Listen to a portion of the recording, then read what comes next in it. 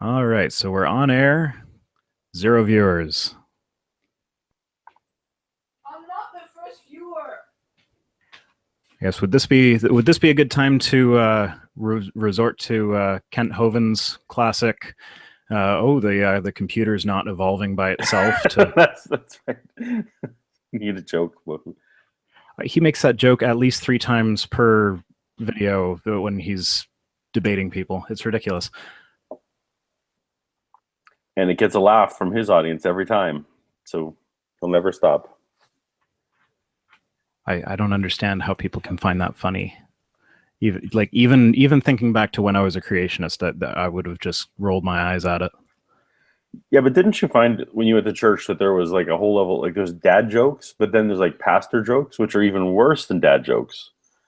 But pastor jokes, the whole congregation is that this is the obligatory that kind of spreads across. Yeah, absolutely. It was way worse. Okay, we got about 40 viewers at the moment. We're gonna get started properly in a couple minutes. Just let a few more people filter in. So for those of you that are already here, I've got Paulogia on the line. We're doing a 10,000 subscriber celebration. We both hit 10,000 subscribers this week, and it's a very exciting time.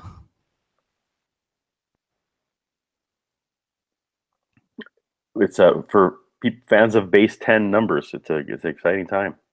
Yeah, absolutely. Now I know you've got a background in computer science, right? Correct. Yeah. Okay, so I did go to college for a couple of years for computer programming, and I actually remember in the hexadecimal class where you're learning how to it was math class. They're learning how to translate numbers in between binary and hex and what have you. Yeah. Of course, the class clowns were at the back of the room. They had already figured everything out, and they figured out the number in decimal that when you translate it into hex, it would spell out B00B. Of course, because who doesn't like a boob joke on a calculator? Exactly. Well, no, they actually, the professor was asking for numbers that he could use as examples to put into hex, and they almost got him to do it on the board, but he looked at it. He had the good sense to know who was giving him the number, and do it in his head before he actually wrote it out. This doesn't sound like the most insidious college prank I've ever heard of. No, it was, we were pretty. We're a bunch of computer geeks. We didn't really do pranks. Right. So in hexadecimal, we each have 2710 subscribers, which is less impressive. Yeah. Well, I like binary. Okay, so it's been a few minutes. We got about 40 viewers now. So hello, welcome to my channel, Vice Rhino and Paulogia here. This is our 10,000 subscriber celebration show. We both hit 10,000 subscribers. I know I just said that, but so everybody hears. I don't do best at live videos. So anyways, let's see, where's the chat gone? I've got too many windows open on my computer. I apologize.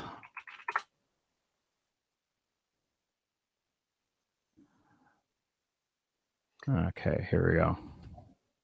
So yeah, so we're keeping an eye on the side chat. So if any of you want to interact with us, that's the best way.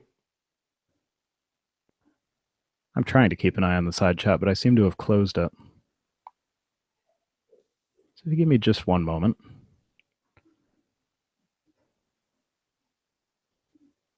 Apparently, I not only closed it, I also switched my YouTube account to my non-Vice Rhino account. Wow, that's some intelligent design right there. Hey, Hovind joke, yeah. So if we just wait a little, we just have to wait a few minutes and it'll get better. It'll evolve into something better. Yeah.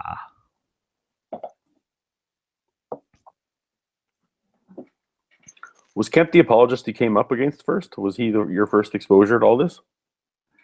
No, it was mostly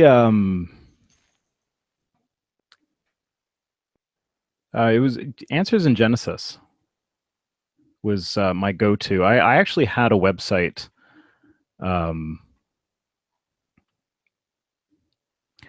There's the chat. Found the chat. There we go. So yeah, I had a website on GeoCities of all places called Nice. Evolution is Stupid.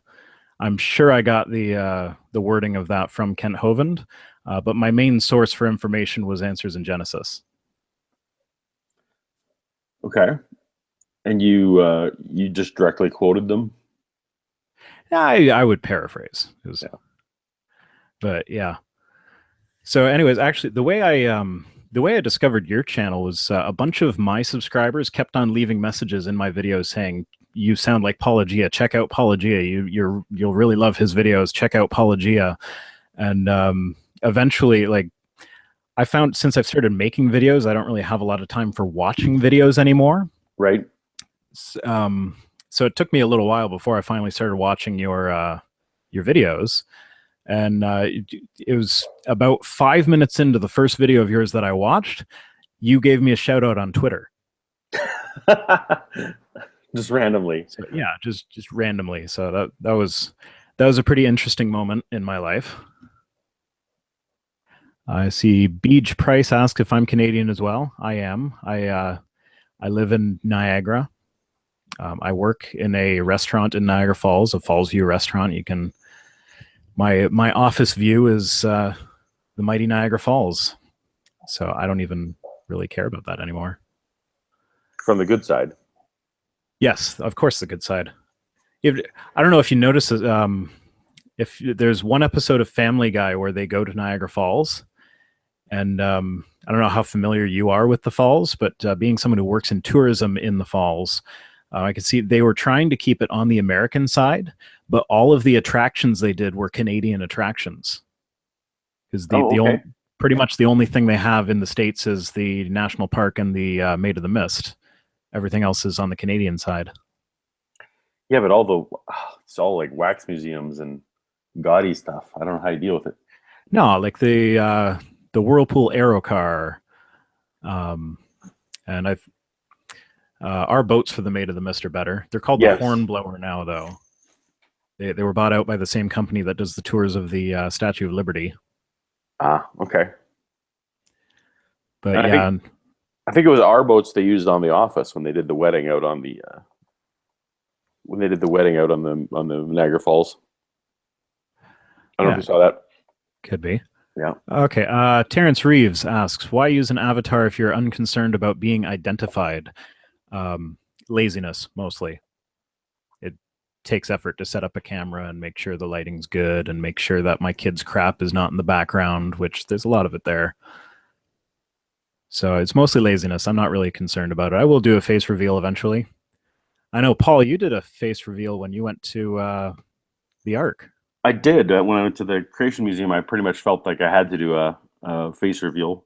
Fortunately or unfortunately, I look enough alike my avatar that I was kind of hoping to bait them and see if the Answers in Genesis people would recognize me. Of course, I'm still ambiguous as to whether they actually did or didn't. I think George Aperta may have figured out who it was, but that was not planned. I hadn't planned to do a face reveal anytime soon. But since then, I've done a few. Since I've gone to a few museums and started doing some real world things. And but yeah, I think like you, for me, the why do an avatar partially was because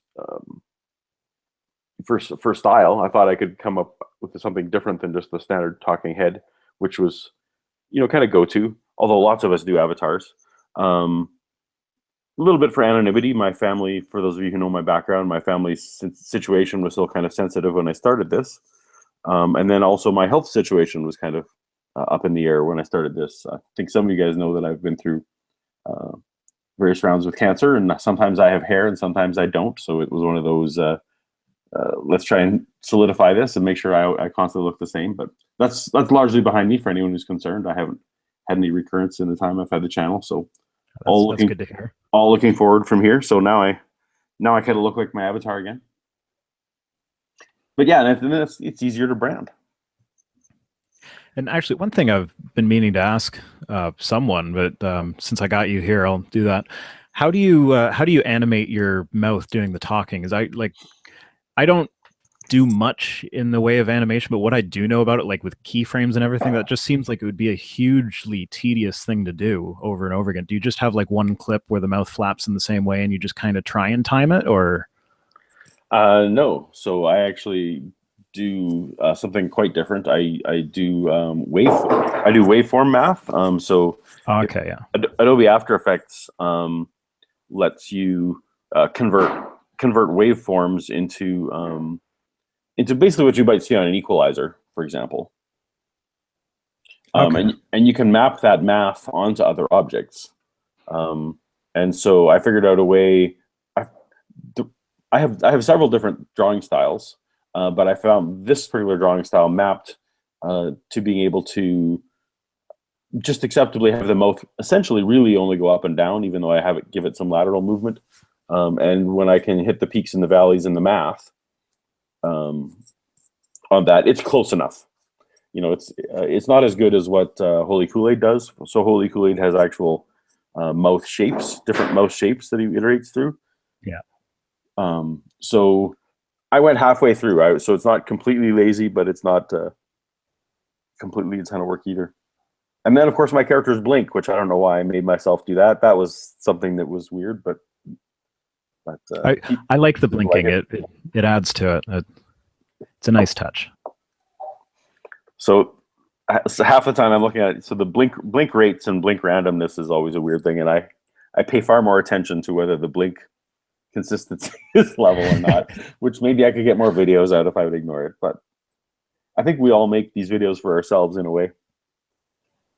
Yeah, no, I actually I have used After Effects. I find it to be overkill for what I do. It just, I don't know, maybe I'm just not good enough with it, but it seems to add to the workload when I try to do things in After Effects. It's definitely, the learning curve is high, and it's it's almost like anything where you have a big tool. But once you I've been using the Adobe tools for many years, so when you're kind of in there, it's not bad. But yeah, the first couple of months of figuring it out, yeah, you're losing time, no question. Yeah, I imagine you do your rotating backgrounds in After Effects as well. You just keyframe the rotation. I do. Yep. Yeah.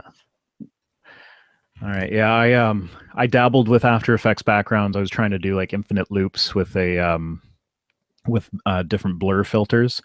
You can kind of see that, right? There was a time, it was probably last November. I used to use Windows Movie Maker, and I didn't have any sort of avatar up while I was talking. I would just freeze frame the other person's video and then do pictures that I found on Google image search. And then briefly for about a month and a half or 2 months or something like that, I used backgrounds that I had made myself in After Effects, and they were all garbage. Oh, shoot. I don't know. I guess, I don't know. My YouTube videos are something I don't like to spend too much time on them. I enjoy them, but there comes a point in the week where it's just like, no, this is too much. I need to give it a rest. I found that After Effects was just sucking up too much of my time. I was going to cover this in the AMA that I'm doing next week, but I use VideoPad right now. For my video, it's a very glitchy program. It does a lot of weird things that I don't really want it to do, but it's more efficient for it. Like, it's not as much overkill as After Effects. It's got a smaller learning curve, and it's definitely a lot better than Windows Movie Maker. I'm a longtime Mac guy, so I can't answer any of those questions. I'm very much not a Mac person. Apple bothers me. It's not that they make a bad product. I think they do have a good product. It's just their price point, and the fact that once you buy one thing Apple, if you want it to work with the other stuff, you have to buy everything Apple if you want it to work seamlessly. It just drives me nuts. So like I have so many Android devices in my house that, yes, I've had to do a bit more of the front end setup to get them working together, but I didn't have to buy them all from the same company. They're all like, I have an NVIDIA Shield hooked into my TV, which works fine with my Galaxy smartphone. Well, my Galaxy smartphone doesn't really work fine, but that might be because I bought it from a guy that I think might have stolen it. Okay. Well, it's hard to get the full Don't buy Q&A service used for cell that, yeah. phones from sketchy shops in Hamilton is the moral of that story. Well, I'm trying not to buy anything from Hamilton. That's probably a good practice. Yeah, Actually, no. I bought my car from a sketchy guy in Hamilton again. I don't think my car was stolen, but the guy it definitely didn't pass the safety exam on its own. The guy knew someone. He knew someone that could just sign off on it. But that car, I spent $2,000 on it, and I've been driving it with very little work for almost 4 years now. So yeah, it looks like crap, but it works. So Shannon in the chat wants to know how you started your channel or why you started your channel. Oh, why did I start my channel? I guess it was just because I had so much that I wanted to say, but I didn't really have anyone to say it to. It was like, I know my wife who's listening in, I've said it all to her, but she's never really been as interested in theological matters as I have. So, she'd listen politely. So, I just eventually was like, okay, fine. I will, I'll start a YouTube channel and just say what I have to say. If people want to listen, then they want to listen. And apparently some people do want to listen. Were you kind of taking your cues off of other channels that you saw out there, or did you even watch other channels before you started? Yeah, I did. I mean, okay, yeah, that actually brings me back. I watched a lot of like Bible Reloaded is a channel that I still watch a lot of today, but also Logic and Armored Skeptic. I used to watch them a lot more often than I do now.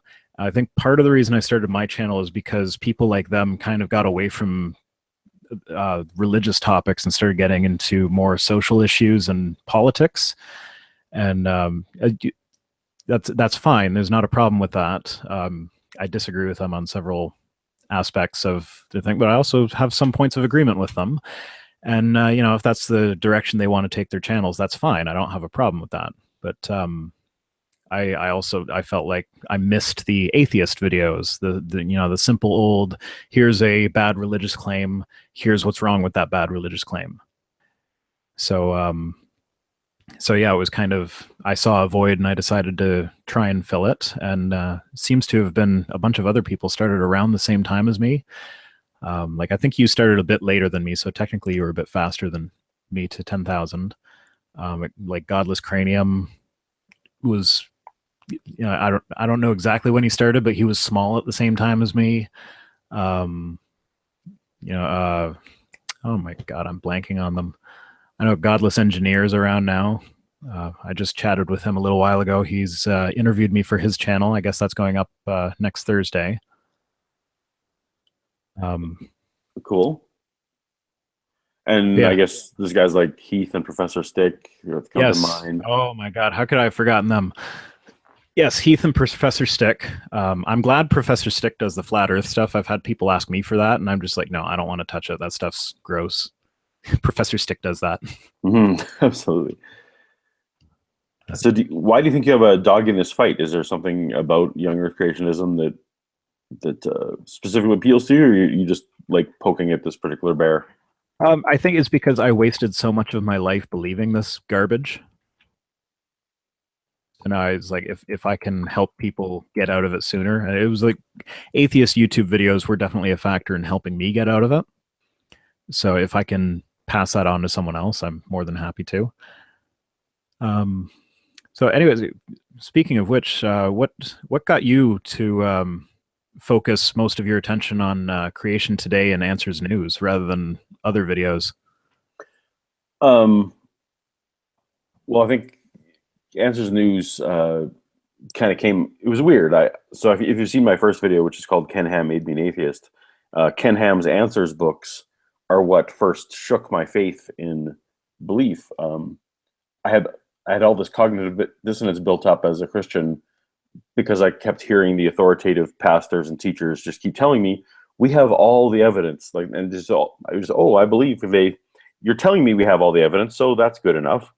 But one day I wanted to go look for the evidence myself, and so I wanted to find out what the best books to read were, and Ken Ham's books kept coming up as the best. So I read his, and they were just like utterly, even though I believed what he believed, they were just utterly crap. So it just shook me to my core, and then I had to start, well, what did the secularists say? So Ken Ham had far more an effect than Eric ever did. But at the time when I started, it just seemed like a lot of people were going after Ken Ham. Plus, he wasn't doing much on video, just as I was kind of ramping up. Answers News hadn't started yet, and most of his products were, selling his books and selling his attractions. And of course, it's a little bit harder to debunk a book in this format, in YouTube format. Although, when Steve Shives was good, that his Atheist Read series was great. Yes, it was. So I would love to see someone go back to that, and maybe we'll do that too. But so I started with Eric because for me he was the most harmful person that had a lot of video that wasn't really being covered as much. And then lo and behold, my channel is only like a few weeks old, and all of a sudden Answers News became a thing. Nice. And I was like, well, I have to talk about this. And I actually figured that the whole YouTube world was going to jump on it, but it didn't seem like they did. So that kind of became Ham and Egg News, which a lot of my channel are familiar with that, and then the theme song. Did you custom do the theme song? I didn't. It's funny. When I was looking at it, in the back of my head, I remembered that a song called Ham and Egg, or like a song about that, existed, and I scoured the internet for it, and it's actually an old Burl Ives camp song from like the 1800s. Nice. And then, so not only did I find the Burl Ives version, I found some other bunch of kids covering it. So that made it even sweeter. So at some point, I'm going to use the Burl Ives version in a video just for fun. But no, so then the words are perfect. A lot of people. What's the cursing level on your channel? I forget. We don't swear on your channel, right? You feel free. Well, we don't need to demonetize. But some people, so the actual lyrics of the song are flip it, flop it, flip it, flop it. And a lot of people write me and think that one of the flop it's they think is a different F word, and they really enjoy the kids thinking that that's what they're saying. So I didn't hear that when I was first listening to it, but I read someone commented on it, and ever since they commented, I can kind of hear it. It's definitely audio pareidolia, I guess. Yeah, it's fun. So Ham and Egg News sort of became this secondary thing that it wasn't specifically what I planned to do. I was planning to just plow through, all the science claims from Eric's 5 seasons of Creation Today. But so now I have this kind of two show channel going, and I'm always torn between which I should be working on. But as long as both are beneficial, that's a good thing. Yeah. No, I think I enjoy the Ham and Egg News more than I enjoy the Creation Today stuff. But it might just be that, as idiotic as Ken Ham's claims are, Eric is just there's something about him that to me, he feels like that feeling you get when you scratch nails on a chalkboard. Yep. Like I don't know. He gets it from his dad, I guess. He's got this uber confidence that like, oh yeah, what I'm saying is right and everybody else is stupid. But like what he's saying is just so obviously wrong. Like, how can you not notice that that's not right? Yeah. Well, my channel really, I have wonderful supporters who have been so great at helping both of us get this far. But my audience is really 4 people. I have 3 kids who believe in Young Earth, and I have a sister who believes in Young Earth. And really, my entire channel is just messages to them, since they won't talk to me about it in person. So, so for me, the Eric Hovind, what Eric Hovind says is very closest to what my kids and sister believe. So that's probably why I'm going to keep beating that dead horse for a while until eventually my family comes around. And especially Eric's new movie. With Eric's new movie coming out in a few weeks, I'm looking forward to digging into that. Yeah, that's really something. It is really something. I hope it falls flat on its face. I mean, like this Genesis History movie did really well financially. I'm hoping that Eric's. This is maybe mean, but I'm just kind of hoping it stumbles and doesn't follow the same path. Well, I mean, I know you were following the finances from it. He did end up get. Do you know if he ended up getting the full 350,000? He did, yes. Yeah.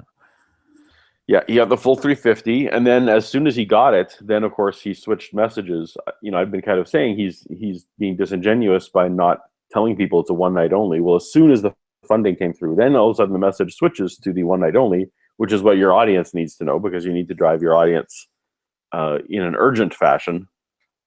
You know, just like any sale a store might make, you know, you want to drive everywhere at one point at one time. So he's been very clear about that now, which makes me just think that the disingenuous nature of it was he was aware of what he was doing. Yeah, as is usually the case, I find. It's I see Shannon's asking me not to get you started on that movie. Apparently, I rant about it quite a bit. Unfortunately, it's not playing in Canada, so we won't be able to see it opening the one single day that it is playing. Opening day. Yeah, opening and closing day. But, now, are they doing an evening showing, or does it have to be a matinee? I think it's something around 7 o'clock at each theater. It's not the same at every. It's at I believe it's at 800 theaters and around 1,100 screens, which actually is good. That's more than is Genesis History. Some of you guys may know I have a history in the movie industry, so I still track some of these things like a nerd. But yeah. Okay, so we talked about this a bit before we went live, but I wanted to bring it up again. So we had a little bet going to see who could get to 10,000 subscribers first, and whoever lost the bet would have to buy the winner a bottle of rum. And I beat you by 1 day. Yeah, you did. You had a massive jump at the end there. Like we were each getting like 20 to 30 people per day. And I was pretty confident because towards the end, our gap started widening and I was about 150 people ahead of you. So I'm like, oh, there's no way he's going to catch up. And then I hit 10,000. You were still 150 behind. I was like, okay, yeah, it'll be like next week sometime. He'll get to 10K. And the very next day, there you are. So anyways. Cat came back. Yeah. So what's your favorite kind of rum? My favorite kind of rum is free rum. Free rum. Very good. But so my go-to is terrible. My go-to is actually Captain Morgan because that's, you know, Captain Morgan Spice is readily available at a cheap price. Although it's Costco, cheap, it's accessible. Yeah, Costco's Kirkland rum actually is quite a bit tastier and smoother and comes in giant jugs, which is great. Also for cheap. You can buy rum at Costco in Alberta? You can. Yeah, nice. Almost all alcohol, and it all comes in proportionally sized jugs. So that's amazing. So your bottle of rum is, you know, like it's like a 2 liter of milk or something. It's crazy. I just heard my wife yell "cool" from the living room, so I think a trip to Alberta is in order. Absolutely. Yeah, my favorite.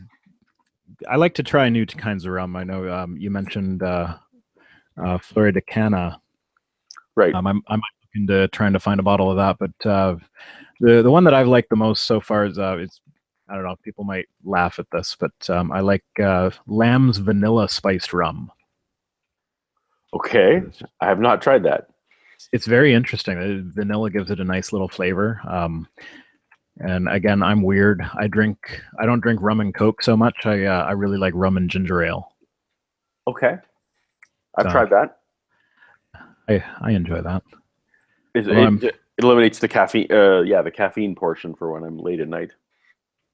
Oh, the caffeine's the best part, though. No, but I'm actually finding that I'm aging. I'm liking sugar less. So I used to love ginger ale, but now I'm finding I can't even finish a can anymore. Turning into an old man. You got to switch to the the Coke Zero and that kind of thing, so that you can, concentrate your calories just on the alcohol. Sure, why not? Or I could just drink the alcohol straight. That's fine. That's right. El Dorado is one actually I also like as a straight rum, not for a mix, but just for having with ice. It's nice. Yeah. But so how am I going to get? So most people don't know that in Canada, each province has their own little dictatorship over how any alcohol can be distributed. It's different to every province. Yeah. In Saskatchewan, the only stores are, like, for example, the government runs every single liquor store.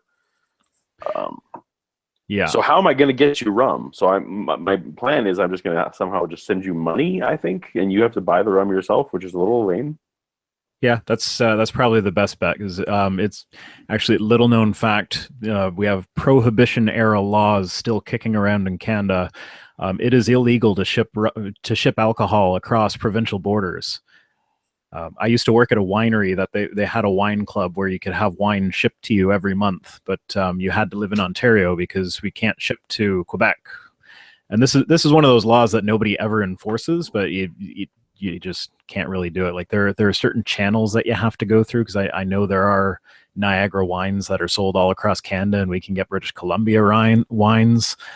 So I don't know what all the little nitty-gritty details are, but I've actually heard stories of people that, like, there was a guy who got a bit of publicity a few years back. I think he was in British Columbia, and he made it publicly known that, like, I am going to drive across the Alberta border into Alberta with a trunk full of alcohol, and this is where I'm going. So police, if you are actually planning on enforcing this law, meet me there and arrest me. And of course, nobody showed up to arrest him. But it's my understanding that it's the sale across lines and the shipping across lines. Because my buddy Dave will constantly, whenever he crosses borders, he will load up on the local alcohol and drive across the border to give to friends as gifts or to resell. And they've stopped him, and they don't care that he's transporting them, but they want to know that he personally bought them. It's weird. Now, are you talking about, like, the border between Canada and the States, or provincial borders? No, the provincial borders, like, so between the Alberta and Saskatchewan border, or Alberta and BC. They actually stop you over there? Yeah. Well, they stop him because he's speeding, because he's insane. Oh, okay. And then they say, hey, you've got a lot of alcohol in your trunk. And then they just want to make sure that he bought it personally and not. So they do care a little bit. But yeah, no, that's interesting. I've never heard of stops at the provincial borders before. I've never driven out west. I've driven out east a bunch of times, and my wife is telling me if Beej Price says, I was wondering, would it be possible to buy an LCBO gift card online? That's actually probably not a bad idea. I can't in Saskatchewan, but I can maybe try for the Ottawa version. Oh, yeah, that's true, because it's the Liquor Control Board of Ontario. I wonder, there might be an option to buy it as a gift. I'll look at that. Otherwise, you owe me an email address to send you either PayPal or a direct thing. Because I want to get this done. I don't want it hanging over my head. I want you to be. I want you to, in your Ask Me Anything, I want you to be sipping the Paulogia rum. Oh, I would love that. Yeah, we'll make that happen. All right. Yeah, but in fairness, you started that contest. You were ahead already. That's kind of like saying go and then letting the person know that there's a contest going. I wasn't ahead by much. I was ahead by, like, maybe 15 people or so when I started. Like, I checked and I noticed how close we were and was like, we should have a race. Perfect. It worked out. It did. It was fun. There were words exchanged. There were words exchanged. Feelings were hurt. Tears were shed. Yeah. So, out of curiosity, in your opinion, what is the weirdest aspect of Christianity? The weirdest aspect of Christianity? Boy. There's a lot there. So there's a lot there. I mean, so for me, some of the weirdest is now looking back, like a lot of the rituals. which are done. Like for me, like the altar calls and the laying on of hands, and even though I get why they do them, or speaking in tongues, like a lot of the stuff that they do inside the church that that you don't necessarily see as an outsider. It strikes me now, having left it, or in a weird. I sat in a pew for 2 whole years knowing I was an atheist, just still dealing with it, and that was some of the stuff that was the strangest. They also, I mean, I think we all know about like some of the strange beliefs. They believe in, a talking donkey and a talking snake, and that that someone walked on water and made wine, and and the whole revelation that's up to come. But some of the internal rituals are pretty strange, and the fact that, of course, no two denominations can agree upon any of them makes it even funnier. But yeah, I don't know. I'd have to go something along those lines. The kind of thing that kind of, even as a Christian, made me uncomfortable in the service. Yeah. What do you think? I don't know, someone in the chat, Schizogenius, mentioned the pseudo cannibalism. I think looking back on it, that's a really weird thing, but I think there's two ways that you can look at how weird Christianity is. Is as a believer, what's the weirdest thing that I thought, and as an atheist, I think the weirdest thing is definitely the whole human sacrifice. This is God killing himself, and somehow that makes him able to forgive people. That sort of thing. As a Christian, probably the weirdest thing was, let's see. There's, I mentioned this in one of my videos. I didn't get how stupid the disciples were. Like, Jesus would just come right out and say something in plain language, and they would all be like, "I don't understand, Lord," and then he'd just kind of leave it at that. It's like that always struck me as kind of like, what kind of teacher knows that his students don't understand and just kind of says, yeah, you'll get it later, and leaves it at that. And so that was a bit weird as a Christian. As an atheist, there's a lot more. Like, I didn't even know about the talking donkey when I was a Christian. Okay. But yeah, now I had certain memory verses as a Christian, and now I have different memory verses. Now I have the ones like the I forget the exact verse, but it's in Ezekiel, the one where she lusted after her lovers with emissions like a right, emissions like a horse. Yeah. We pick up our common little things to poke at them at. I tend not to try to do that. I don't know if I need to poke at them on the obvious holes. I get why some of the channels like to do that. For me, it's more, can we examine this as a whole as to why you should believe any of the evidence, as opposed to making them try and dance, which is funny, but trying to dance around why a mixture of cloths is terrible, in the same way that homosexuality must be terrible because they're 2 verses apart, right? Yeah. And you don't tend to go against, I mean, I think you and I both, we tend to be more against young earth creationism as against Christianity. Is that a fair statement for your channel? Yeah, I'd say so. Like, I think there's a lot wrong with Christianity in general, but ultimately, if like, I don't know, I love your interview with Mary Schweitzer, where she comes right out and says, "I love the Lord, and I don't think the age of the earth is a salvation issue." It's like, if Christians could be like that, the world would be a much better place. So I think the world would be a much better place without religion altogether. Like, obviously, it wouldn't be perfect. I'm not claiming that all war would disappear if nobody was religious.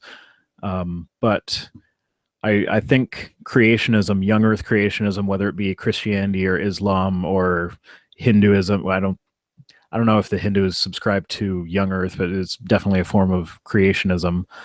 But like, the world would be better off without that, because it's just science denialism. And as long as you're denying science in this one area, then it's not that hard to just carry that over and say, oh, climate change isn't real and homosexuality is a choice, and there's all these other actually harmful worldviews that stem from a denial of science. Are you what's your long term, like, I think you're about a year old, if I remember correctly, your channel. Do you have, is this kind of the trajectory you're thinking for the next little while, or do you have other branching topics that you're itching to touch on? Yeah, no, I'm just I'm pretty much just staying with the young Earth creationism theme. Like I said, one of the driving factors to starting the channel was the other channels were moving away from it, and I kind of get it. It does get tiring after a while. Like I think in my last video, I got a bit exasperated when they brought up the dinosaur soft tissue thing. Like, it's just, okay, it's been very, very thoroughly debunked. I get it. You have to mention it in every single one of your videos because it's the first new creationist argument in 50 years. But, it's done. Stop bringing it up. But, that's all their arguments are like that, really. Yeah, they treat that one as super shiny. I know my sister who holds to this stuff. Yeah, she just loves it, exactly as you say, because it's the new toy, and it's the way they describe it. I wish scientists would, and it's not their job, but sometimes I wish that they would be careful about how they describe something and think about how a young Earth creationist would do it. Because when I talked to Mary, it's like, did you find any soft tissue? She's like, no, none of it was soft, none of it at all. Well, why do you call it that? Oh, that's because we call it soft tissue because when it was alive, it would have been soft. Yeah, you're not doing it. You're not doing us any favors over here. Well, in her defense, I don't think, like, when she was writing her paper, I don't think she was thinking of creationism. Like, now I'm sure she's regretting making the choice that she did to call it soft tissue. But when you're just scientists writing a paper, you're not thinking of how the religious nut jobs are going to think about it. Like, odds are they're not even going to notice your paper. Right. And in a way, we should be thankful that science doesn't waste even 1% of their time worrying about this. They should just be really doing science, and the rest of us can fight the fight. It's the science communicators that need to worry about that. It's, Neil deGrasse Tyson does a great job with that sort of thing. So what is your science background? Like, I mean, I think people kind of know, well, both of us were young Earth creationists, so we both believed this up until a reasonable amount of time ago. So I find myself vastly trying to catch up. I'm decades behind what I should be in terms of knowing the science. You take on the science just like I do. Do you feel confidence in the science, or how do you go about, reconciling the gap there? Well, I have no scientific credentials. I've never tried to pretend otherwise. So basically, this channel has been a big learning curve for me. This is my education, basically. Like, when I'm researching for a video, that's when I learn all these cool things about science. And there's a part of me that I really would like to go back to school and actually learn some of this stuff officially. Someone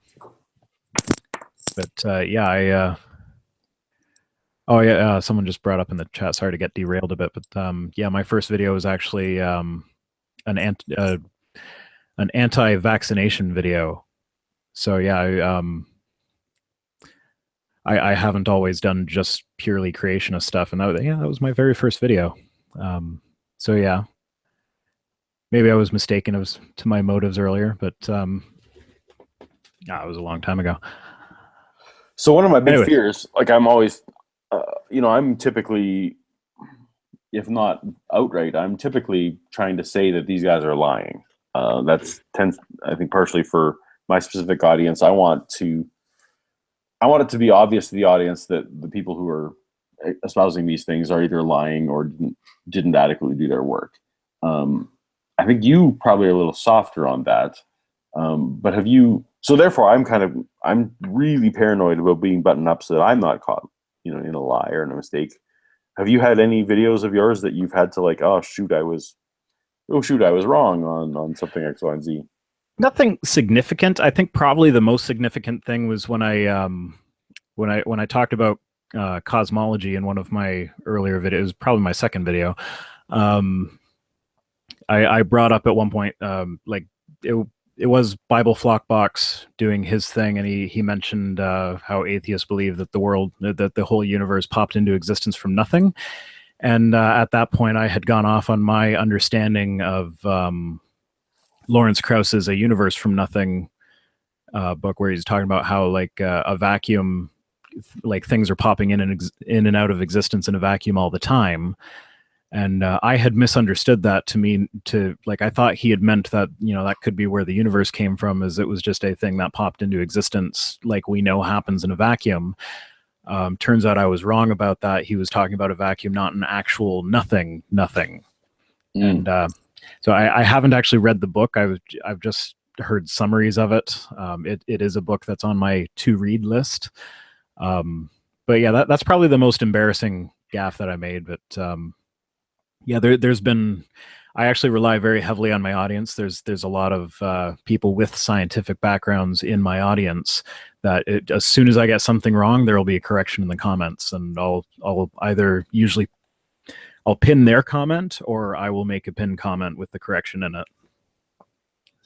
So I think I've mentioned to you, I don't remember whether this was before or after we started broadcasting, but I have never deleted a video. There are some videos up there where I've made mistakes and gotten things wrong, and there are other videos up there where I've said things that I no longer agree with now. And I kind of like to leave that there as it's like a record of, see, I have changed my mind. I am open to new evidence. I'm not just saying it. So like, yes, this thing is on my channel that you watch it now. I'll be embarrassed if you think that's the view that I still hold. But, it is what it is. That's who I was then. This is who I am now.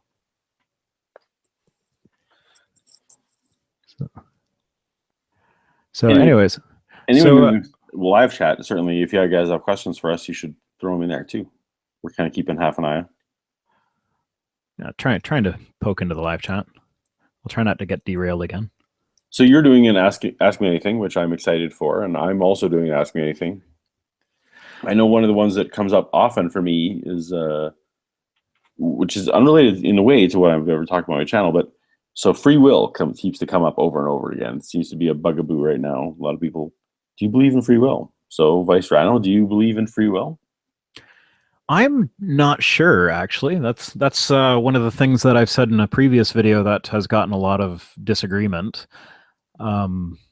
So my understanding is that, like, the initial state of the universe, when it started its expansion, depending on how you view the Heisenberg uncertainty principle, basically everything is just a reaction followed by another reaction followed by another reaction. And if you know with 100% certainty what the initial state of the universe was and where all the quarks and other molecules or pre-molecules were and what they were doing, then you can determine everything that would happen in the universe. And so there is no such thing as free will. It's all just chemical reactions that were predetermined when the universe did its initial expansion. But I've read some, but like, there's a camp of people that think that the Heisenberg uncertainty principle, you can't know both the position and the velocity of an electron. That adds enough uncertainty into the universe that, maybe that does affect our decision-making process somehow, and we're able to have free will based on that. I've also seen people that say that, that just means you can't measure it. It doesn't mean that it's still not predetermined. And to be honest, I don't know. It appears to me that I have free will, so I will continue to act as though I have free will, but it would not surprise me at all if we found out at some point that free will is an illusion. Cool. Now, what about you? Is that something you're covering in your AMA, or do you I am, but no, I'm happy to. So, I mean, in general, I've inadvertently come across the same. People keep telling me, "Oh, that's the Sam Harris view." I'm like, "Oh, I haven't read this Sam Harris view." As a computer scientist, as a guy who's designed hardware and software in the past, I just view this brain of ours as a machine that, given the exact same number of inputs, will always produce the same output. The trick is that the universe is constantly changing. The fact that a car drives by you and splashes mud on your pants suddenly changes the set of inputs for what you might decide to do, right? So I just think I think that our brains, and it seems to be consistent with what I read, when the set of inputs is exactly the same, you make the same decision over and over and again. So in my head, is that free will or not? Because it's really it's a function. Our actions are a function of the input. And when the inputs are all the same, we do the same thing. And for me, the illusion of free will is all these other things that happen around us that are constantly changing the input. So the last conversation you have with your spouse or your child or your barista or an angry person on the street does affect your data set at the time you're making a decision. So I think that's what really causes free will. And of course, you can choose to. I also believe that there are positive people and there are negative people who tend to have positive outlooks and negative outlooks, and that you can probably will yourself from one camp to the other with enough work. But in a way, I still think that the decision to do that wasn't necessarily yours to make in the time and space that you made it. So that's probably a little depressing, but it's kind of how I feel our brain works. Yeah, I understand that, and it comes back to, it feels like I have free will. It seems like I have free will. May as well continue to act like I have free will. Yeah, and again, I'm kind of like you. My caveat always is I could be 1,000% wrong on this, and really nothing else in my worldview changes. Yeah. So you mentioned you're a computer scientist. Is that what you do for a living when you're not on YouTube? My careers have been all over the place, but currently, yeah, I'm my main gig is a software developer. Actually, manage a team of software developers. I'm doing less of the development myself. I've been all over the place, from graphic designer to animator to social media manager to I think some of you guys know that I worked at Lucasfilm for a long time. Nice. Doing their I was in charge of everything online from the time of episode 1 through through Indiana Jones 4. So you had to make those things look good online. Correct. And as you guys, anyone who lived through the prequels may realize that after episode 1 came out, bringing the fans back to trying to earn their trust for an episode 2, and then some fans felt let down by episode 2 as well, and trying to earn their trust on episode 3 was quite a big task. And of course, when I got there, they didn't have a single. I was internet employee number 1. They didn't have a single internet employee, and so just even building this whole concept internally, that they were wanting to. Every person who posted a picture of a stormtrooper, they just wanted to sue. It's like, no, this is not how we deal with fans. This is not a good thing to do. So it was there was a lot of work, both the technical side and the social side and the commerce side. We were required to. My division had to make money in order to exist, all that kind of thing. So it was super fun. But then since then, I started a comic book company, Red 5 Comics, which still exists. And now I'm back into a software company that I developed back in the 90s and kind of have returned to the fold. So I've been all over the map, but my degree is I have degrees in commerce and computer science. So that is my bit of my background. All right. Yeah. So I was young enough that when episode 1 came out, I enjoyed it. Well, good. I thought Jar Jar was awesome. George would have loved you. I know better now, but you know what? I don't think this gets said often enough, but I actually appreciate the fact that George Lucas is a tinkerer, and the fact that he can't leave his things alone. As him redoing the original trilogy into the special edition allowed me to see Star Wars in theaters as a child.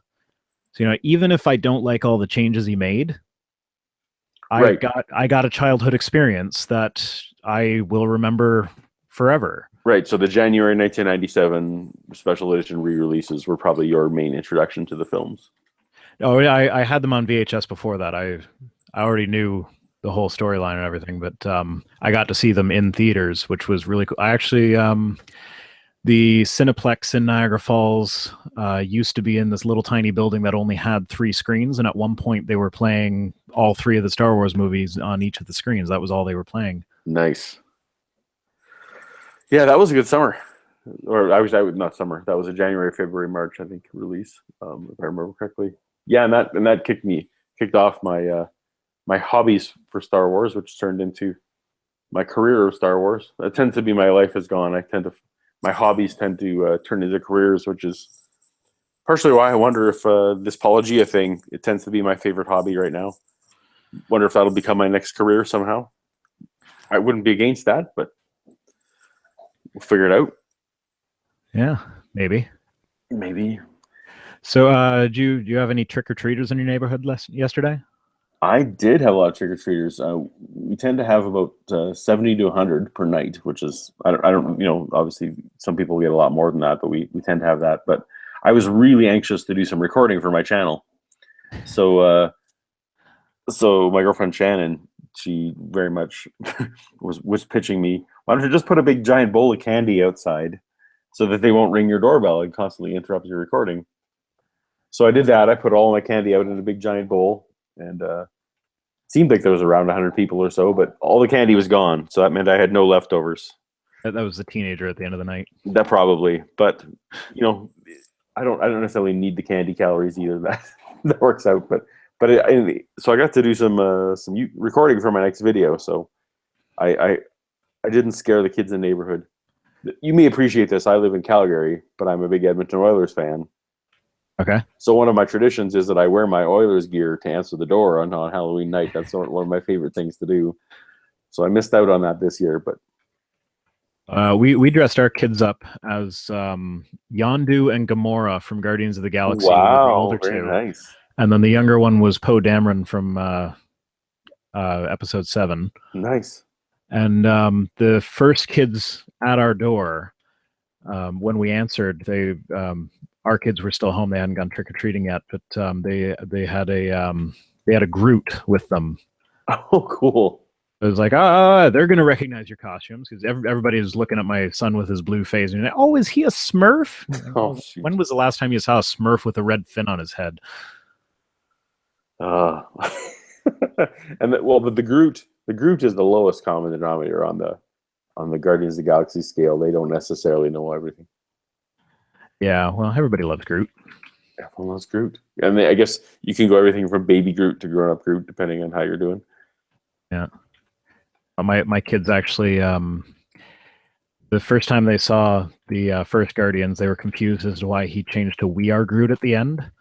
I explained to them that that was the whole family theme, where it's like, he's letting them know he understands that he's part of something bigger than himself and stuff like that. So now my kids, when I leave for work, they don't just say goodbye; they say "We are Groot." Oh, very touching. Yeah, very touching. You're into Disney deep. Was that Disney? Yeah. Well, Disney owns Marvel and Lucasfilm. Oh, right. So. Yeah. Okay. Yeah. So yeah, if I had stayed there, I'd have been a Disney guy now. No, I kind of I don't know. I kind of like as fun as the Marvel movies and stuff like that are. I kind of miss the old-fashioned movies where it didn't have to be like this big spectacle. It could just be a good story. Like I think they tried to do that again with the Blade Runner re-release. I haven't seen it yet, or the Blade Runner sequel. Mm-hmm. But I've heard it's very slow paced. It's more like it's a get yourself involved in the story kind of movie. So I'm kind of interested to see that because I miss that sort of thing from films. Definitely, it definitely maintains the pace of the original for sure, which in and of its way is a brave thing. Given 40 years later, we're just gonna slow it way down. So but every frame is pretty like crazy as well. So the whole Ridley Scott influence is great on that one. I recommend it. It won't be for everyone, but I loved the first one. So if you like the first one, this one's definitely in line. I actually I heard the audiobook "Do Androids Dream of Electric Sheep," which Blade Runner is based on. Right. just before I saw the first Blade Runner, but I didn't know that Blade Runner was based on it. Well, it's so So loosely based that you can. It was interesting to figure it out. Like, oh, is this the same story? Like, there's a lot in common, but it's very different. Which happens for a lot of the Philip K. Dick stuff. It's my understanding, actually, they're doing a TV series starting up soon that is going to take all the Philip K. Dick short stories and just borrow elements from all of them. Oh, that'll be interesting. I think it's called Electric Sleep, though. They're taking it from that same title. Yeah, I can't wait to see that. Yeah. Have you been watching Star Trek Discovery?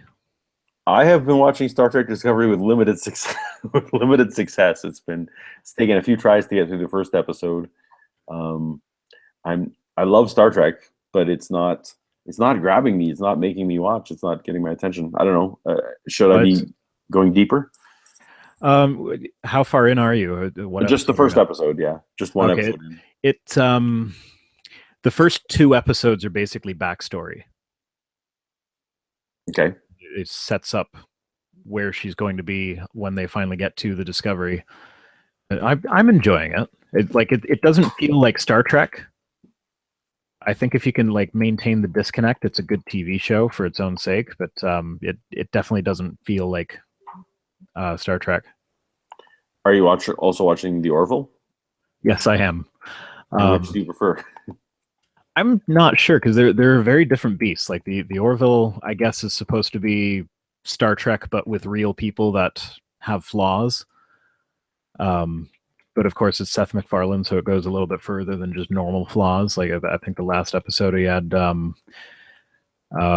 his navigator dry humping a statue on an alien planet that got them into a bit of trouble. Yeah, it's a fun show. I don't have the hate for Seth MacFarlane that some people do, but I also, some people consider him a genius, and everything that comes out of his mouth is amazing. It's like, no, it's just a fun show. Well, for me, the biggest thing Seth ever did was reboot Cosmos. So I mean, once he did that for me, then I give him a little bit of grace in other areas. I didn't know that he did that. Was he? Yeah, Seth MacFarlane? Yeah, he was. He basically got Neil deGrasse Tyson and everyone. He was the moving force behind that series being possible, the new version. Oh, I didn't know that. Yeah. Have a newfound respect for him. Yeah, and the nice thing is he didn't feel like he had to put his stamp on it, which I actually also admired, because you'd think, Well, perhaps he thought that it might lose some credibility with his name attached. Perhaps. I mean, his name is definitely in the credits, but he didn't go any. There's no wackiness in it. Didn't need to inject the humor. It's all still serious. So it's in a Carl Sagan vibe. Which, by the way, if anyone hasn't watched the new Cosmos, it's definitely worth checking out on Netflix. Yes, it is. I know you've been to Ontario. Have you been to the Ontario Science Center? I haven't. No, I've been to Toronto lots of times, and I tend to visit the Hockey Hall of Fame more often, which is probably a mistake. Oh, Ontario Science Center is definitely worth a visit. It's all right. It's What's there? Lot of. Well, they change it all the time, but I like their space exhibits. They have a whole. It's like half the floor is dedicated to the exploration of outer space and how we see galaxies and stuff like that, and then the other half is like this giant kids playroom thing. Oh yeah. But they one of the things I like about it is that they actually have like a graphic thing that you can play with that it explains spectrometry or mass spectrometry. I don't know the word. When you're looking at the light spectrum of a star and you see where the black bars are to see what elements are in the star. Gotcha. It actually it explains that very well, and it's got like a thing where you can slip different stars into different things to try and match the black bars to figure out which star is which. It's kind of neat. Of course, they have the electricity show where they have a giant Van de Graaff generator that they always have a kid from the audience stick their hand on, have their hair go all over the place. That's a lot of fun. I saw David Suzuki there. Interesting. Mass spectrometry. Thank you for that, Dylan. Worthigens. I finally get mass spectrometry, and I can't get his username. But yeah, it's a blast, but you need more than one day for it. Like we bought a day pass the first time we went there. We got through about half the museum and it was like, okay, it's time to go home. Let's upgrade this to a membership so we can come back later. And because Toronto traffic is terrible, it took us 4 hours to Oh do no. the hour and a half drive back to Niagara.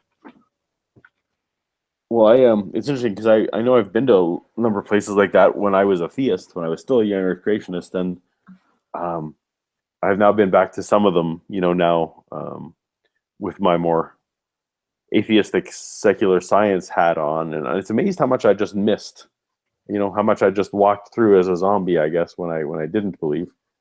Yeah. But now, yeah, like, so we were talking about before, I'm very close to the Royal Tyrrell Museum here, which is one of Canada's best dinosaur museums with some of the greatest exhibits. And yeah, I can't get enough of it. My kids have to go for field trips, so they don't get quite as excited, but I still drag them out there. And the Royal Tyrrell was also, this last time I was there was very fun. It was the first time someone randomly recognized me from YouTube, which Nice. is weird as a cartoon, right? Like, wait, I'm only a cartoon. You, I guess, from my voice and the way I looked enough, was like, hey, are you a YouTuber? And it was in front of my kids, so that was also extra gratifying. Yeah, your dad's doing Nice. something that other people recognize. That's famous. Yeah. I'm waiting for that to happen. I know I've left little tidbits here and there. I've given enough information online that if somebody really wanted to dox me, they could. Right. So I'm just waiting for somebody to show up at the restaurant I work at and be like, "Oh, this is the right one." I think your voice would give you away. Possibly. I know. I called into Seth Andrews' Thinking Atheist podcast when he was doing his Irrational Fears one. I was the second caller there, and I was debating whether or not to post about it on Twitter, but I decided not to. It was like, oh, he uses my real name on it, and like, whatever. Don't want to really get that out there. But then, as soon as I posted my next video, I was getting comments like, "Hey, were you on Seth Andrews' podcast last week?" Yeah, that was me. Yeah. Well, the limited doxing. So far, I don't think you and I are big enough to have enemies that are really trying to take us down. Well, even if we did, I'm not really like everybody I work with knows I'm an atheist. Everybody who's important to me knows I'm an atheist. My mother, I'm not sure if she knows I'm an atheist, but she knows I have no intention of going back to church. So I'm not really concerned about somebody like letting everybody in my life know that, oh, this guy's an atheist YouTuber. Right. Although, obviously one of the things you don't want is your anti-fans showing up at your house, or, Oh yeah. But I don't know. That's not really something that happens too often, even to the people that do have enemies. I don't think so. No. And they're all just supposed to be praying for us anyway, right?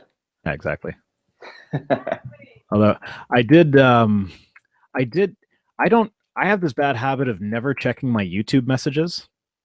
Okay. And so that I logged in one day, and for some reason I decided to click on it, and I saw a spam message from someone who was claiming to be like, I don't know if you saw my my Truth About Vaccine Ty Bollinger response videos. So this guy Ty Bollinger put together a 7-part series, and I plan on going back to it eventually, but I'm like halfway through the first episode, responding to all their nasty science claims there. And I got a message from someone claiming to be Charlene Bollinger, Ty's wife, and she was threatening to send me a whole bunch of DMCA notices if I didn't take my videos down within 24 hours. But the funny thing is, I didn't even see the message until it had already been in my spam box for about 6 months. Or no, not 6 months. I don't think that video. It had been there for a long time. So That gave me a chuckle. Now, are you finding that you are getting the more visceral reactions from things like flat Earth and anti-vax and and quack science than young Earth creationists, or?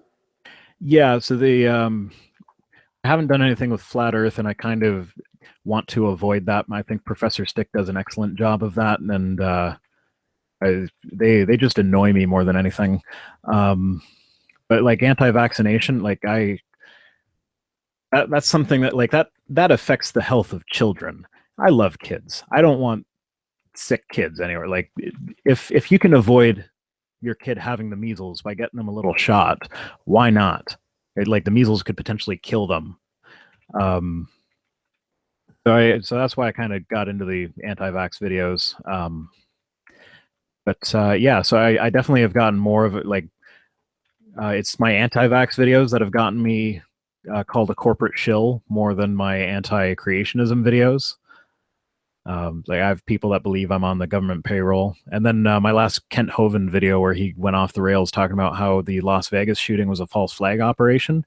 I've had quite a few people say like, "Oh yeah, Hovind's an idiot, but yes, it was a false flag shooting, and you're on the government payroll." Wow. Okay.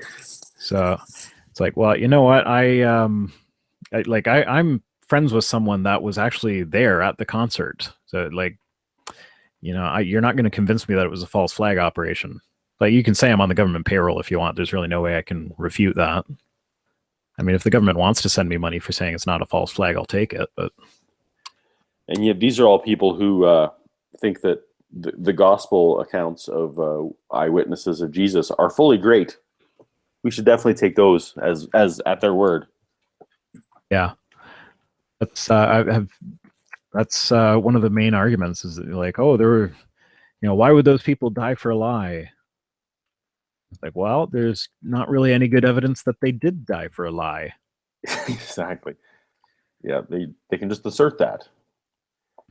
Oh, yeah, and I think that was one where you used a little bit of a clip from one of my videos. I think on that one was. Yes, I did.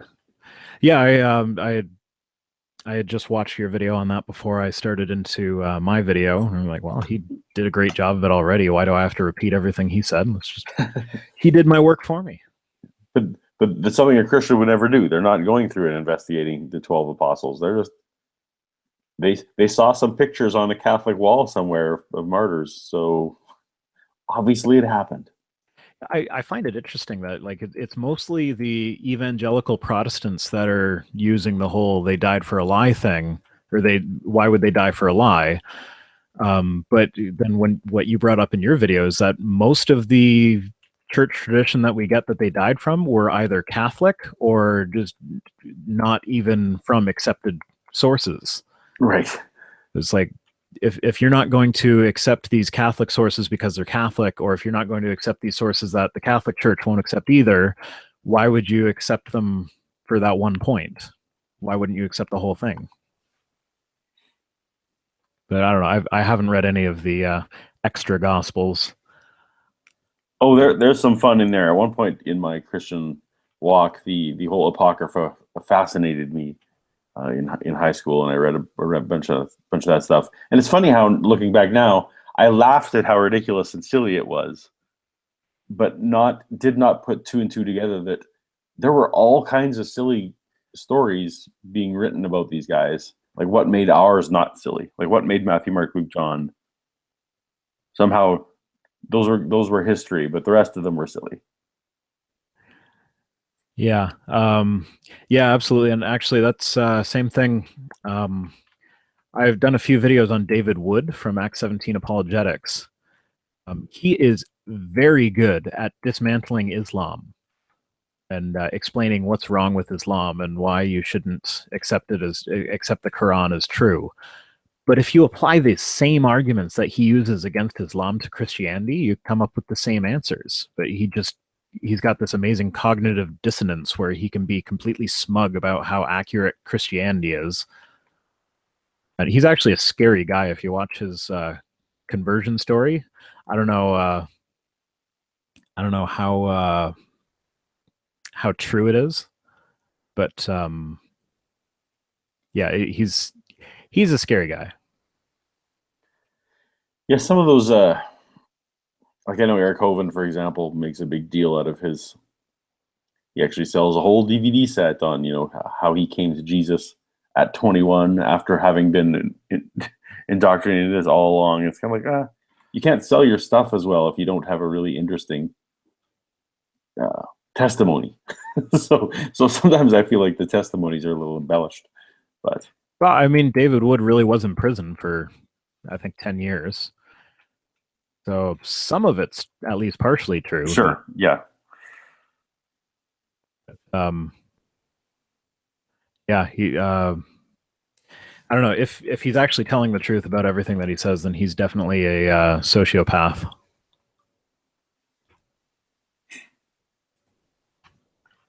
So any questions from, I saw someone asking if we were going to answer questions from the live chat, but I haven't seen any questions from the live chat. Where are you guys? Well, let's see. I'm scrolling up, see if I can. Kent is out of prison. Yeah, Kent Hovind is out of prison for a while, doing his damage again. I don't think he's doing much damage anymore. He's not got a very active audience. Oh, he's. I'm a little worried about his militia compound down there, but no, not. I guess not mass damage. Yeah, I'm not really seeing. Do my kids watch my videos? Interestingly, no. My kids are aware of my videos, and I recently had a chat with my oldest son, talking about them, and he admitted that he has not yet seen any of them. It's my hope that one day they will. They know about the channel. They know that I want them to watch it, but they haven't yet. Well, I see Dragon Snoo is asking if anyone is playing Mario Odyssey. I come right out here and say I enjoy video games, but I'm always behind on the video game. So right now I have the most modern console I have is a Nintendo Wii, not the Wii U, the Wii. So I'm currently playing through Twilight Princess for the first time. So no, I haven't made it to Mario Odyssey, if that's one of the new ones. So you're not setting up a second channel all about video game reviews? No, I'm pretty sure the games I'm playing have been reviewed over and over again for years now. Although I do enjoy, like I've modded my Wii and hacked into it and stuff. So now I can like I play all my games off of a hard drive, and it plays Wii games, N64 games, Super Nintendo games. I basically don't play any of them. The process of getting it working was interesting. Yeah, I always like the emulators, just the science of them, not so much the. Once it was working, I didn't really care to use it, but it is fascinating to have those little libraries available. Yeah, and I've actually found my wife has a pretty good talent for finding some of these collector games that people pay lots of money for. She'll find them on Kijiji for like $5, so we'll go pick them up and then resell them for 40. Ooh, like Animal Crossing, we've gotten about 3 or 4 copies of Animal Crossing in like mint condition with manuals and stuff. And I've played Animal Crossing. I don't get what the appeal is. It seems like kind of a dumb game to me, but everybody loves it apparently. Animal Man 57 wants to know if we like any of the Jurassic Park movies. I love the first Jurassic Park movie. Not a fan of the other ones. Jurassic World was all right.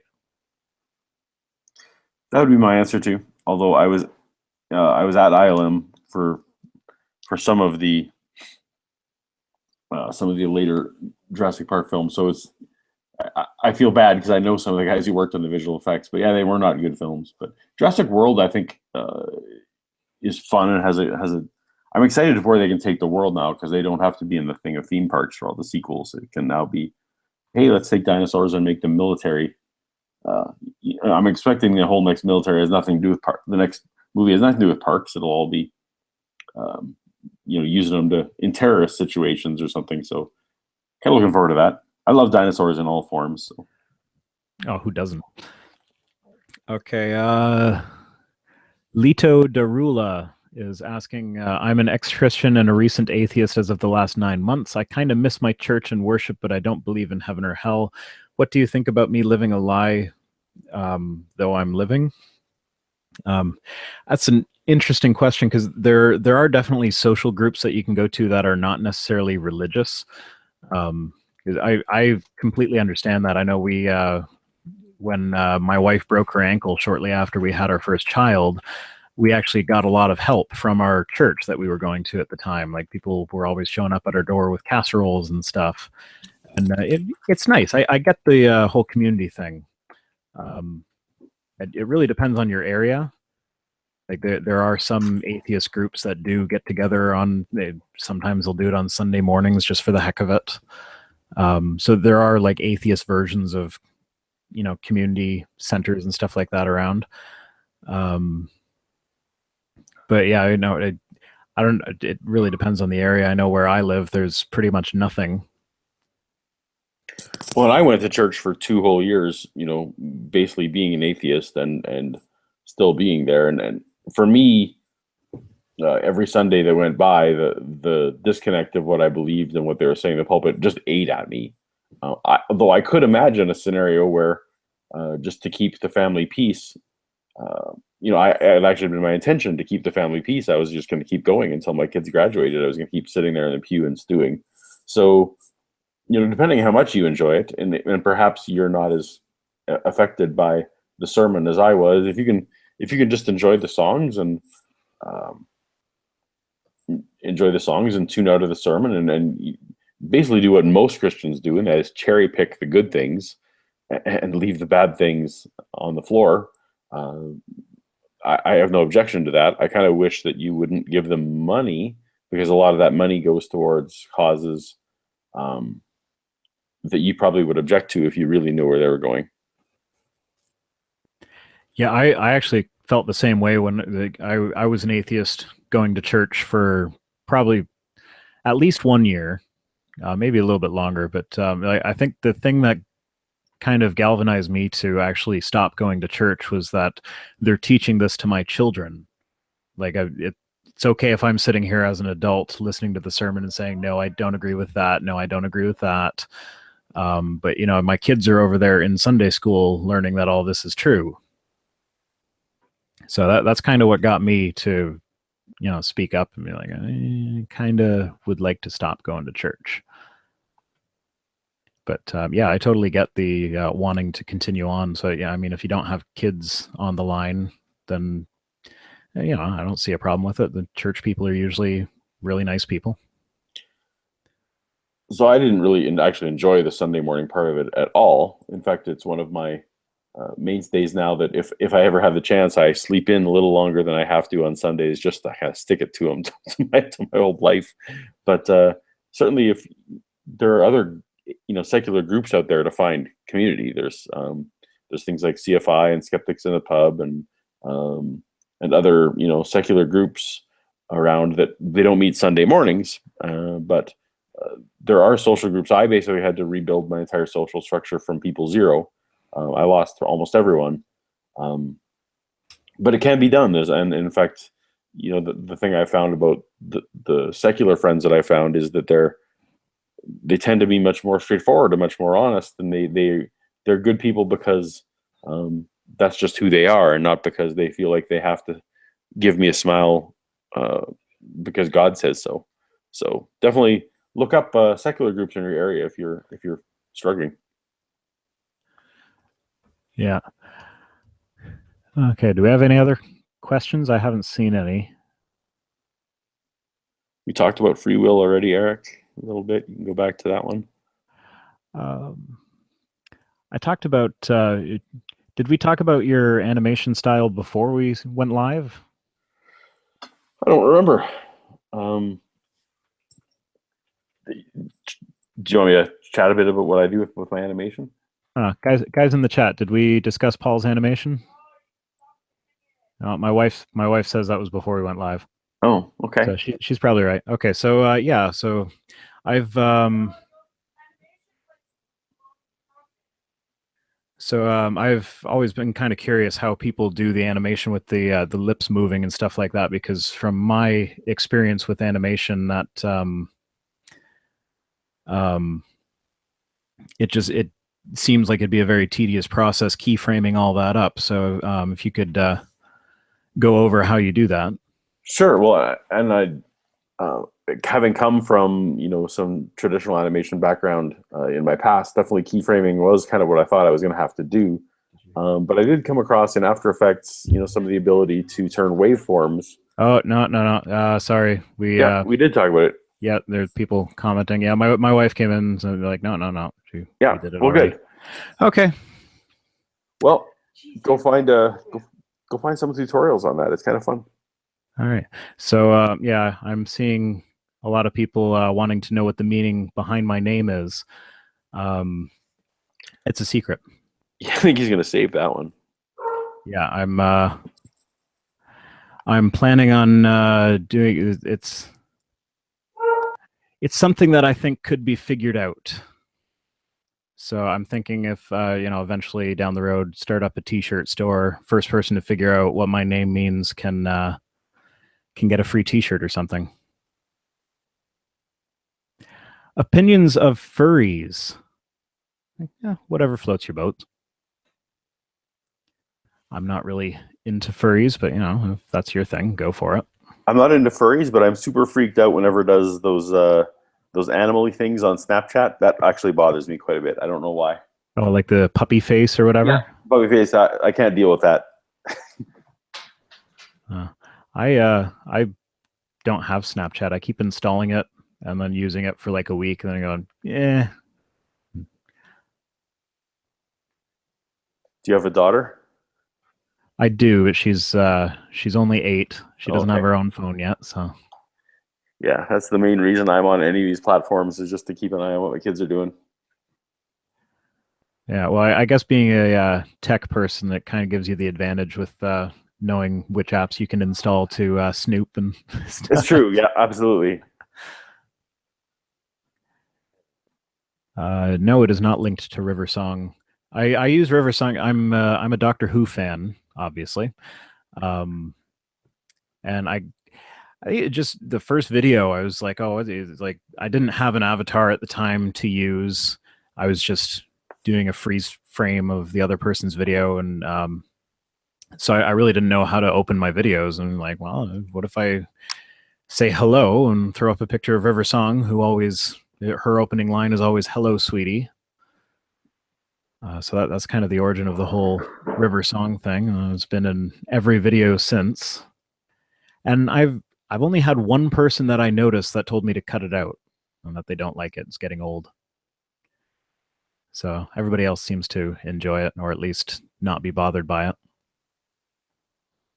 I noticed you've been going to, been using some of the fan video for your avatar, or fan art, I guess I should say. Yes, the Rhino farts. Is that achieving all you're hoping for? Is that going to keep going? It's well, I'm planning on making a permanent switch to just one avatar, and the whole switching between them in my videos, that's been kind of like I'm gonna let my audience choose my final avatar. So this is kind of like, so you can look at this one while I'm talking and see if it fits the voice, see if that fits what it is in your head. And then I'm going to it's actually going to go live on Friday. I'm going to have a poll so people can vote for their favorite avatar, and then the one with the most votes will become the permanent Rhino. And I've had some people say they want me to keep switching between them, which I get that. I really appreciate all the avatars that have come in. It's been a lot of fun seeing them. Like even kind of the silly ones, like Deconverted Man did just like this completely goofy thing. It looked like he did it in Microsoft Paint in about 5 minutes. It's like, yeah, it's silly, it's fun. Why not? But then I am doing my poll, but I have one caveat. I do reserve the right to veto the choice if they do choose something like one of the silly ones that is obviously not meant to be a serious contribution. But well, that's the real rule that I always learned, was you never give your superiors or whoever you're answering to an option that you are not okay with taking. So you can just pull those out of the list. Yeah, I could, but then there's a part of me that's like, oh, if I don't include it in the poll, will they be offended? And like, I'm too nice sometimes. All right, that sounds very Canadian. Yeah. Oh, I don't know if you've heard this said, but like a group of geese is a gaggle and a group of crows is a murder. Mm-hmm. I've heard it said that a group of Canadians is an apology. I have not heard that. That works. I like that. It's very appropriate. Very much so. And group of giraffes is also a tower. That's. Mm. Anyways, I think it's getting a bit late. I still have I a think video to so, edit yeah. for Friday, so maybe we should start to wrap it up. Sounds good. Well, congratulations, man. You won the contest. You got to the 10K, all the new bonus levels that we get out of YouTube, which I think is virtually nothing. I think we can upload an unlisted video and have it demonetized before we go public now. That's the one bonus. Perfect. Well, because my simple video to ask people questions got demonetized, which I laughed at. Oh, I've been very lucky. I think 18 of mine have gone down. I have 52 videos and only 18 have been demonetized. So it's. Have you appealed any? Yeah, I've had a couple appealed. Most of mine don't get enough views anymore for them to even bother with it. But it, like some of them do. Oh, my wife just yelled 22 from the living room, so I guess that's how many got demonetized. I would just encourage you. So I went ahead and appealed a bunch that I knew didn't have enough volume, and it seems like they must have ebbs and tide periods because a few of those actually did get reinstated, even though they didn't have the full 1,000 views. Yeah, I've appealed pretty much everything. I didn't appeal the ones that I know for a fact are not going to get approved, like the one about Kent Hovind and the Vegas shooting. That's obviously right against their monetization rules. But yeah, I guess YouTube Red members are kings now. Oh, okay. We still get money from them. Perfect. But, so everyone join YouTube Red. Yeah. Well, if every single YouTube user were to sign up for YouTube Red, then advertisement would not be an issue at all ever again. Unfortunately, that would mean giving money to YouTube, though. So yeah. Oh, but cool. Anyway, so thank you so much for coming on. Congratulations to you on hitting 10K. Thank you so much. Looking forward to. I think someone earlier suggested that we should do a fight to the death when we get to 20K. So looking forward to that. Perfect. Yeah, your horn will give you the advantage. Yeah, either that or it'll end up mounted on your wall. Perfect. That'll look good. And right. And let's make sure you get me the email address so I can get you your rum money. Yeah, absolutely. All right, so have a good night. Thank you, everybody that's been tuning in. It's been fun. And I'll see you next time. Later.